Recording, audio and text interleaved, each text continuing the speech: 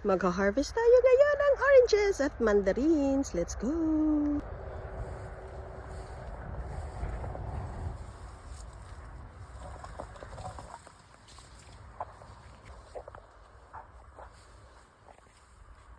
Ang dami niya, di ba? Ito naman orange, mandarins. Ang dami na bubulok. Ayan.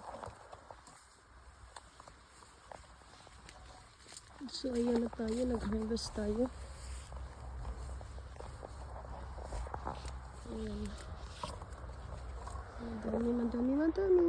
Nag-blush una ta sa tugnaw. So, tapos na tayo mag-harvest. Ayan, pero madami pa rin, oh. Hindi pa yan matatapos agad-agad. Oh, ayan, di ba? So, ang dami pa nila dito. Ayan. So, ayan. Ang gagwapa nila, no?